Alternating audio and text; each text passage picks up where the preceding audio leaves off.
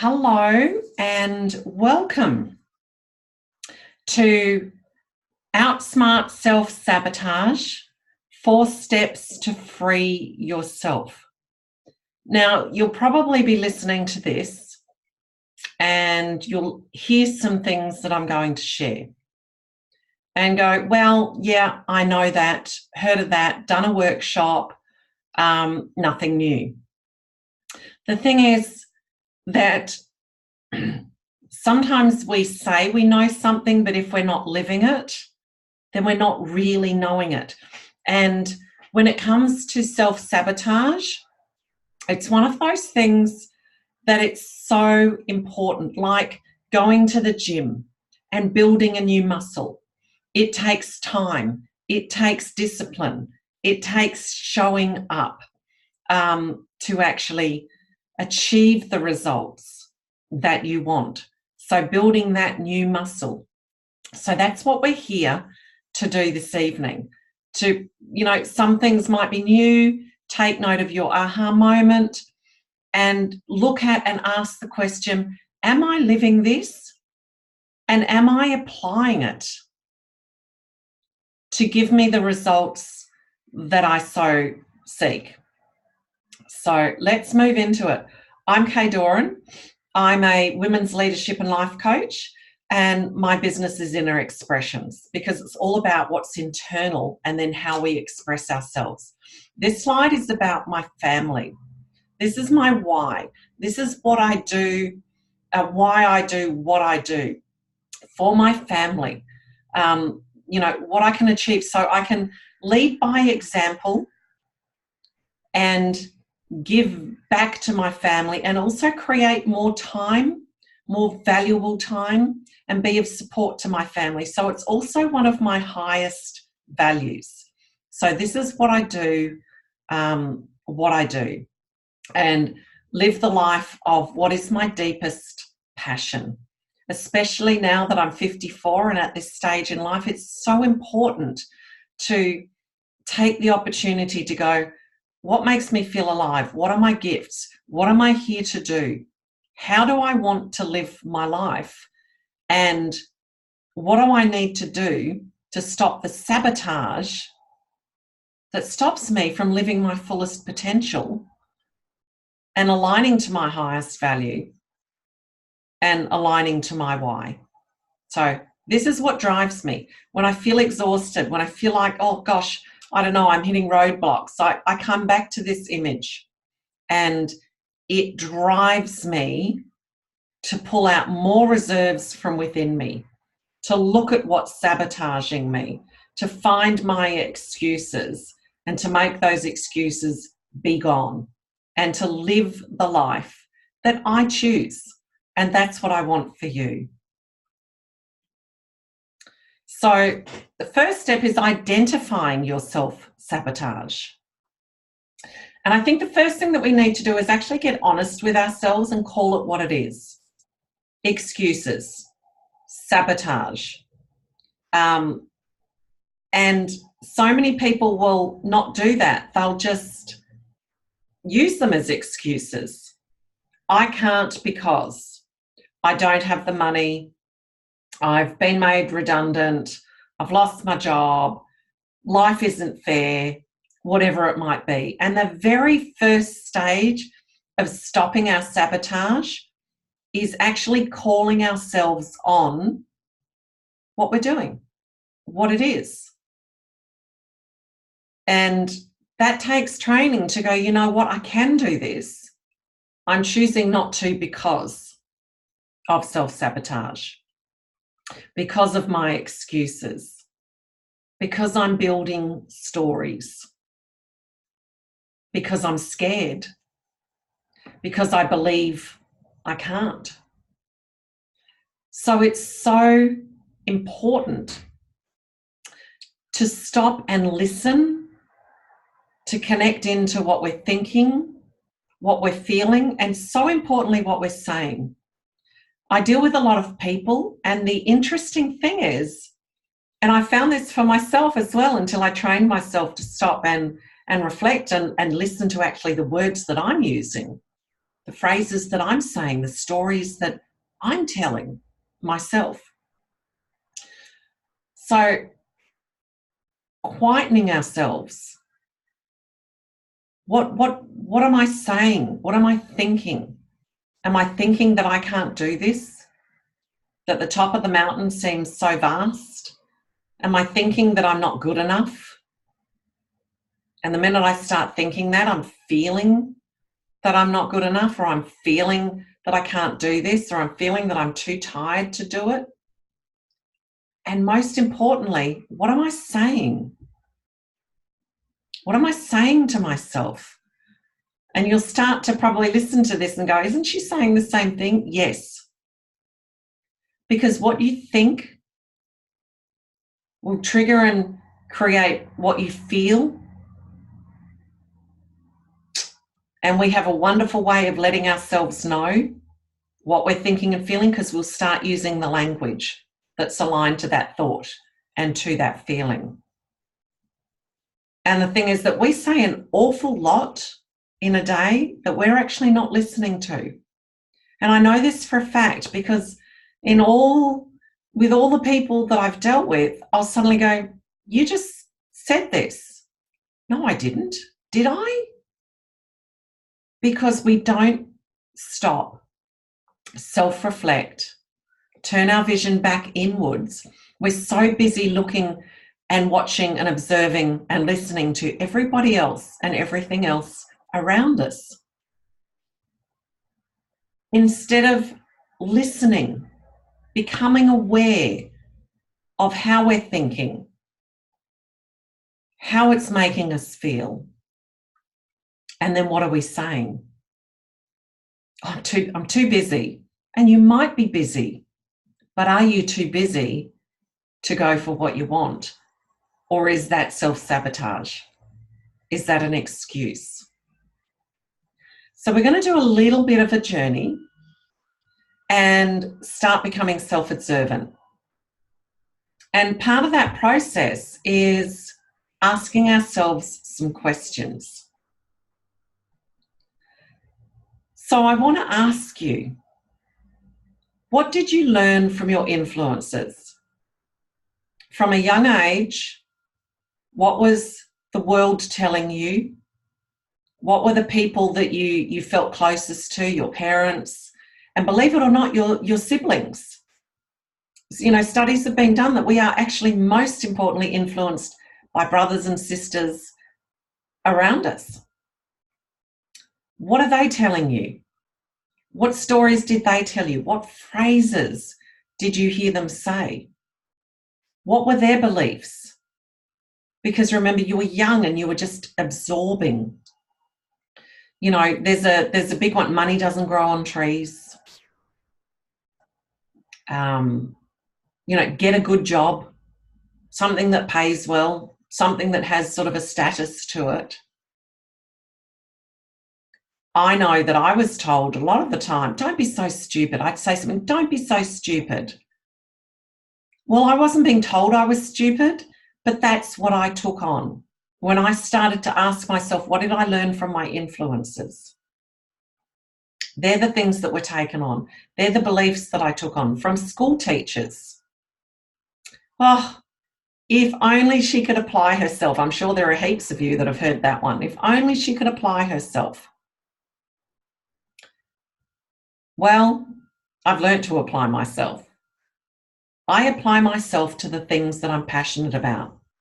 I apply myself to the things that I need to do, but maybe feel a little bit challenged by doing. Always been happy to apply myself, but not for a long time, because I recoiled because of that belief. Not feeling good enough. What do you mean if only I applied myself? I do, but not in someone else's eyes. So this is where I created beliefs, thoughts, feelings associated with it. Now, when we're creating in life, it's not just the thought that creates. It's the feeling we interject into it that adds fuel. So a little bit like, the car, which is the thought. It's not what takes us there. It's the feeling, which is the fuel that we put into the car that enables that car to move. And then the direction that we choose. So the things that we say choose the direction that we're going to travel in. So it's really powerful. And don't just ask yourself once, because those things that are hidden will throw out tidbits. It's important to keep asking yourself, what did I learn from my influences? What words, phrases, stories were told to me? And you can do that in a workshop, but it's something that we need to keep asking ourselves. So I'm not the same person. You're not the same person, hopefully, that you were a year ago, 2 years ago. I'm not the same person I was 6 months ago. So I keep asking that question when I feel I'm hitting resistance. What stories have I been told? What beliefs have I taken on? What did I learn from those people that were influencing me? And then, interestingly enough, you can also flip that. If you surround yourself with influences now, not just purely, what have my influences taught me from my childhood as I'm growing up and maturing and creating a perception around the world, you can flip that into the now moment. The people of influence in my life now, what am I learning from them? Am I aligning myself to them? But for now, we're looking at the things that sabotage. So the influences that we take on and we align to because it served us. And there's a payoff. So we need to find out what that payoff is. So how has it served you when you discover, the story that you aligned yourself to? How did it serve you? Because all too often, we're looking at things from a negative perspective, from blame, from pointing the finger. Well, I'm like this because, my parents taught me this about money. My parents taught me this about work. My parents taught me this about life. But it actually served you. To take it on board served you in a particular way. Perception is an interesting thing. You can change your perception, you can change your life. And as adults, that's what we're needing to do. We're looking back, not to blame, but to discover, to uncover, to change our perspective about it. So rather than the blame game, the powerful question next is, well, how did that serve me? Did it keep you safe back then, but doesn't serve you now? Did it make you fit into a particular mold? What did it give you? Powerful questions. And these are the kinds of questions that journaling really needs to be about. So you can find the payoff. What do you get from this? Do you get to live a smaller life and not take risk? Because the risk could seem too big.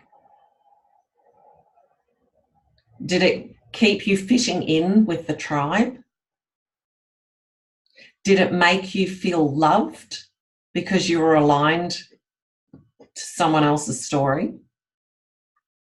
How has it served you? And a lot of this webinar tonight is putting forward the questions and you getting offline and actually then doing the work. doing the work to uncover it, to understand how your sabotage is working. When you find the payoff, it starts to set you free. You're like, oh my God, I'm all over this. I see the pattern. I can then change because it's actually no longer serving me because I'm an adult. And I know that, you know, I'm not gonna crash and burn. And if I do, I'm old enough to pick myself up and dump myself off and keep going on. And then the next question is, you know, what's the trigger? We all have a trigger.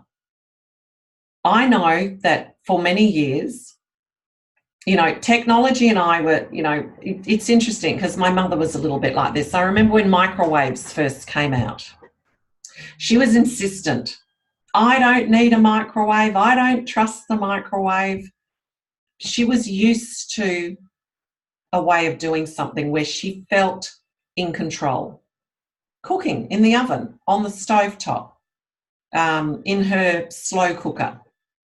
A microwave comes out and says, I'm going to cook your food in 5 minutes or 15 minutes. That was a risk for her. That actually created a lot of stress. Now, the same thing happened for me for many years. The trigger of stress for me, or sabotage, was if I needed to create something on a computer and with a system that I didn't understand because I didn't yet know, I would get so stressed, I would get defensive. If my husband or someone came to help me, I would be getting annoyed with them. That was the trigger for me feeling stupid. Remember I said I took on a belief about feeling stupid. The feeling stupid also stopped me from achieving what I really wanted to achieve so I could fit into a mold that I thought my parents wanted me to fit into. So there was an absolute massive trigger. If I didn't understand how to do something, I would get so annoyed with everybody else and so stressed with everybody else and so defensive with whoever was trying to help me because it was triggering for me that I was stupid. So when I start to understand that trigger, then it doesn't really become a trigger anymore because I can go, hold on a moment. I know exactly what I'm doing. This is just a trigger for a deep-seated belief that I'm using as an excuse not to learn. Because it's actually not my truth, just as it's not your truth. Interesting. So what could be other triggers? People disagree with you. I know that I've got a client at the moment that I'm coaching, and she has her own business, and it's multifaceted business.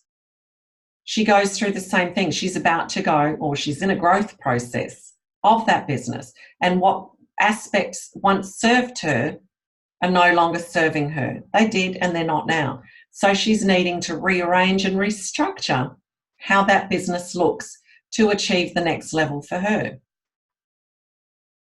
But the minute someone other than her coach comes in to help, she gets angry, she gets irritated, she gets annoyed. If you are having these so-called negative responses, if you are getting triggered by something, stop and ask, what am I thinking, feeling, and saying? Back to that first slide. What's the false story that's trying to sabotage me? So really what this is about is understanding what you're doing, why you're doing it, or, you know, how you're responding to something and why you're responding to it in that way. When you start to see the pattern, you can stop yourself very quickly. It's when you don't stop to question, when you don't stop to take the responsibility, when you don't stop and go, you know what, if I'm being reactive, then I am reacting to something old, to something else that's not relevant to what this is right now.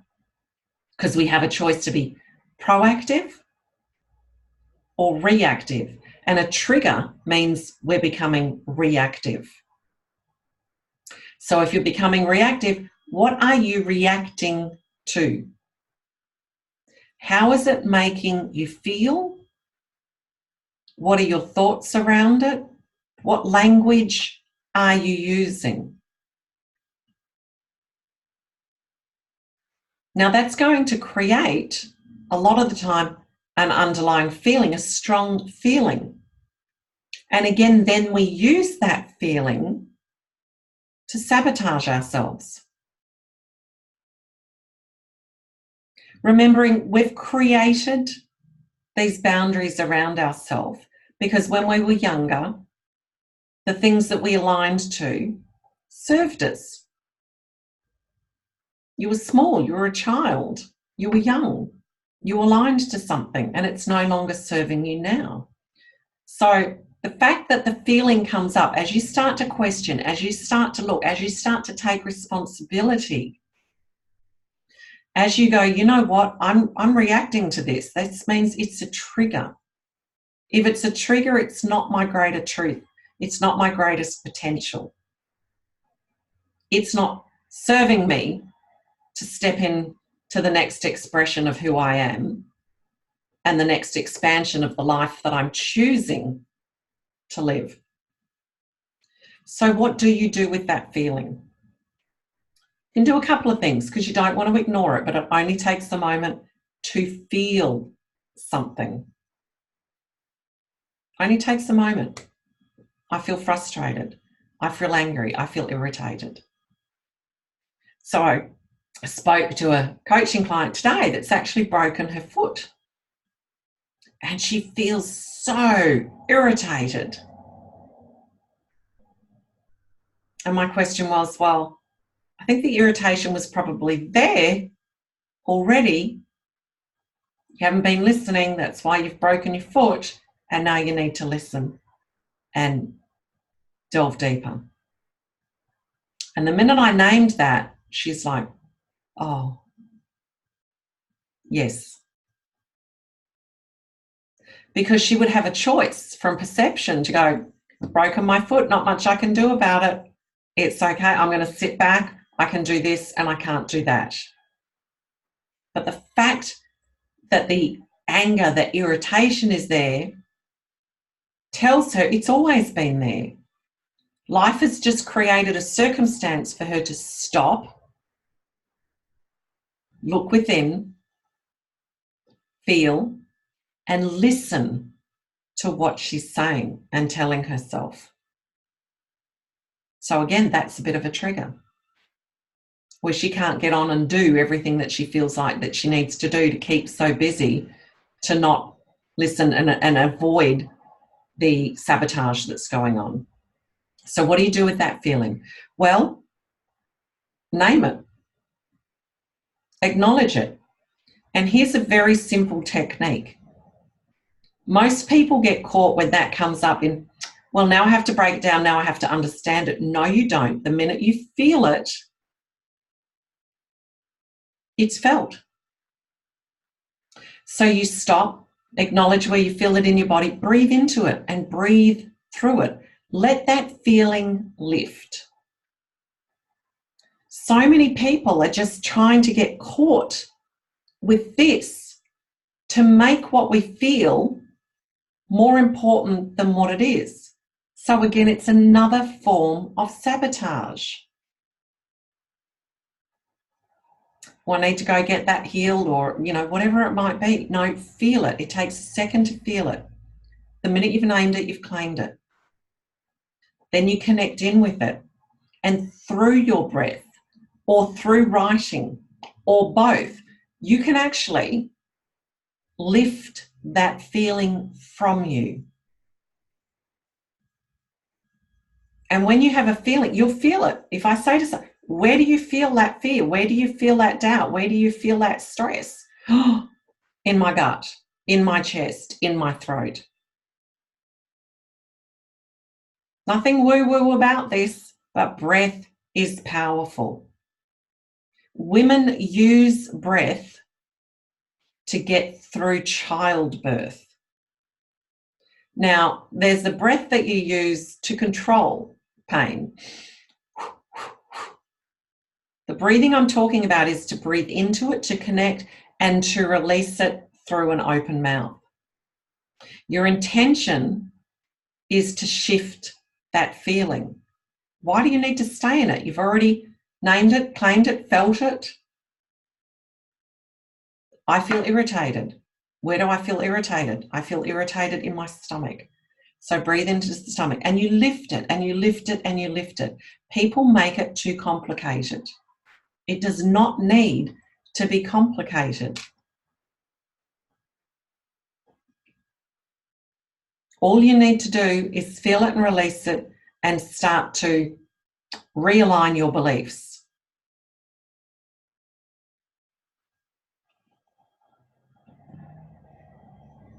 So on the side it says, I will win not immediately, but definitely. So flip the dialogue.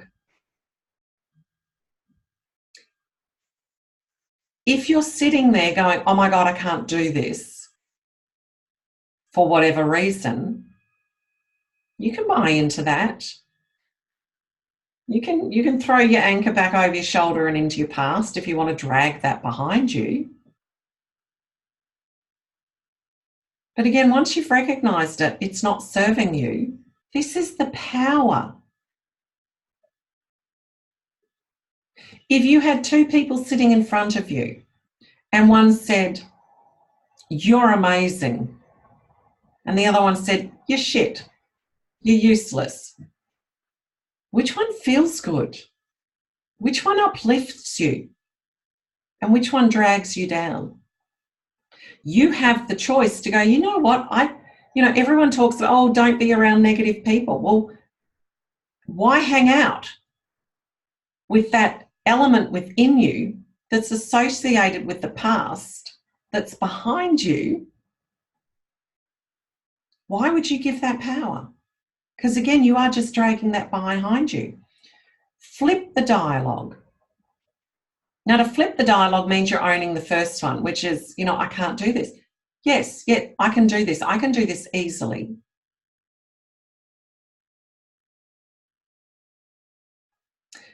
I had this belief when I was younger that I found it difficult to learn and retain information. Basically, it was information that I found irrelevant to me. But it stopped me from going to university to study things that I felt were too difficult. I've got a terrible memory. I was terrible at school. If only I could apply myself. And when I flipped that dialogue, I'm a genius applying my wisdom. I'm intelligent. I find it easy to learn. So I set up challenges for myself where I aligned and I got certificates in things, diplomas in management, training and assessment, whatever it might be that felt challenging in the beginning. And every time I heard and felt and thought that old belief, I just flipped the dialogue as though I had two people in front of me and I'm choosing which one's going to have the louder voice, which one's going to be my influencer. The weight behind me or the safety line in front of me. I chose the safety line in front of me because I understood that whatever was back there was my sabotage. Whatever was back there was a heavy weight that wasn't based on truth, it was based on a perception. What is history? History is someone's perception, someone's story of what took place. You can stand in front of a beautiful piece of artwork and have 4 different people have a different story about what that artwork means, what it's portraying, what it is. You can have someone go into prison unjustly and never feel imprisoned, or someone else that goes in and feels like the victim. It's a perception. It's a choice. So flip the dialogue. Align to that, like going to the gym. Make it your strongest muscle. It may not feel like that at first because the other one has had such a hold. But make the choice to flip the dialogue. And you know exactly what you need to tell yourself, because whatever you've been thinking, feeling, saying, flip it. Turn it into the opposite. You know, I know that building my own business, at one stage it was like, oh, I haven't got the time. I'm so busy. Can't do this, until I went, yes, I can. There's enough time if I make the time, if I give myself the time, if I take the time, if I create the time. And it's an interesting thing about time, that when you feel like you don't have it, there's never enough.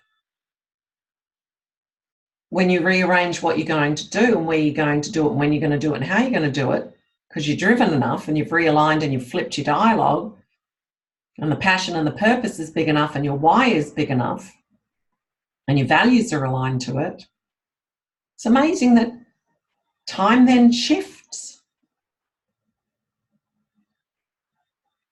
And then feed the feeling. Food nourishes our body. It gives us strength.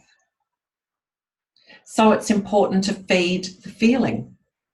Flip the dialogue and then feed it. How do you feed it? Well, the more you say it and align to it, create images, sit and make 2-minute visual scenes within your mind of you achieving what it is that you want to do.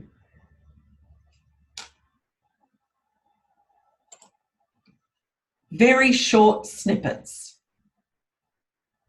So say, for example, if you're wanting a new job and your belief is, well, I'm too old now. No one wants to hire me.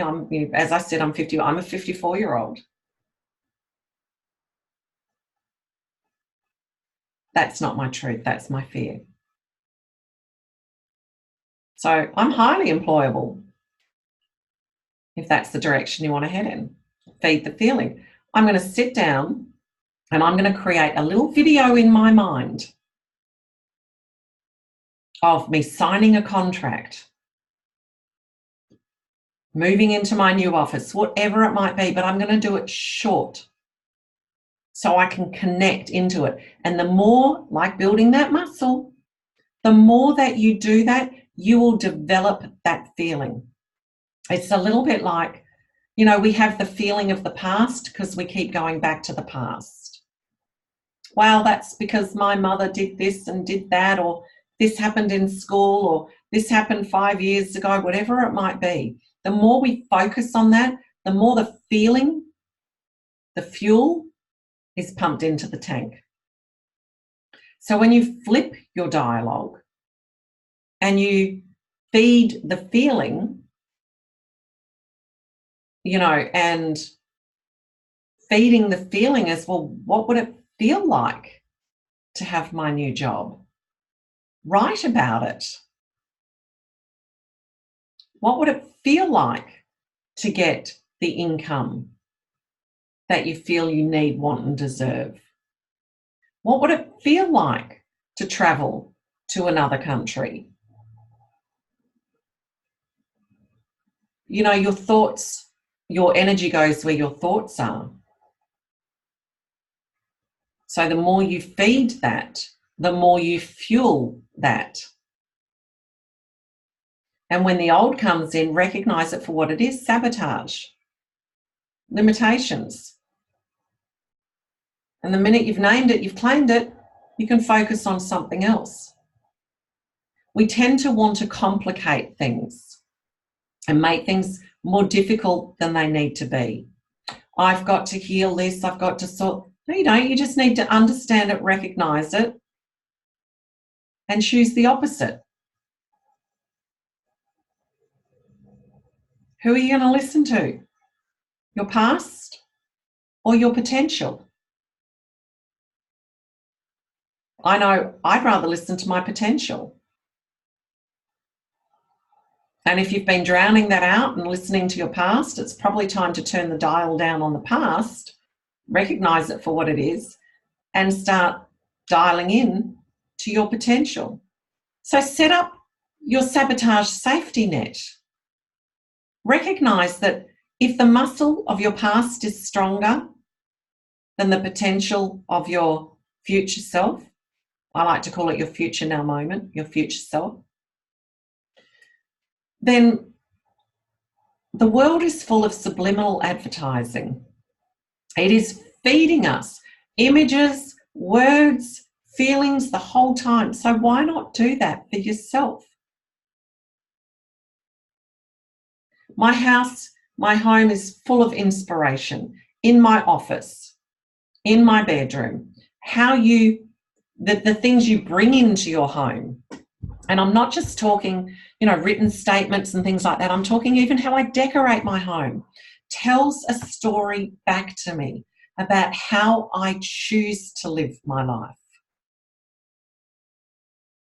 But at the same time, I do have areas allocated to my flipped dialogue, my statements of my potential self, images aligned to my potential self, phrases, everything possible. So when sabotage comes along, and there are times where, sabotage can last a minute, it can last a day, it can sometimes last longer. Not if you're well set up, not if you've got your safety net in place. There's no point creating new dialogue and images, but they're behind closed doors. You need to have them around so they've got your back. When you feel that sabotage is getting a grip because you've aligned to it for so long, like one finger at a time, getting that grip off around your neck, around your waist, wherever you feel like it's holding on to you. Set up your safety net. Do your subliminal advertising on yourself in the highest and most productive way possible so that you can get into action. And one of the ways to do it is, the past has been speaking to you. I've been talking about, looking at what stories you've taken on, the influence, how others have influenced you, the stories and things and feelings and thoughts that you take on yourself. Imagine instead of listening to the past the whole time, you sought wisdom from the you that's already successful. So the moment you feel those limiting thoughts, words, beliefs, statements that you're saying, I can't, whatever it might be, imagine if you went, that's my sabotage. So that belongs to my past. I wonder what my successful self would say to me. Interesting concept. My successful self says to me, Kaye, you've got this. You can do this. It might feel like hard work at times, but guess what? You're going to come out the other side. So every time I hit that challenge, I'll go, okay, Kaye in the future, whose business is at the level that I want it to be, whose relationships, whose life, whose finances, whatever area it might be, what wisdom do you have to impart on me? And you'll be amazed at what you start telling yourself. Because that future self is already there. You're moving away from one and you're moving towards the other. I've done this for years. I used this process when I was going through something very challenging in walking away from my first marriage. And I had all these beliefs that you marry and that's it. One and only. We grow old together. So leaving that and with 3 children in tow was very challenging. But I asked questions of my future self. I asked questions of the Kaye who chose to stay, and then the Kaye that chose to leave. And I've done this in business as well. The Kaye that doesn't do it, the Kaye that listens to all that self-sabotage.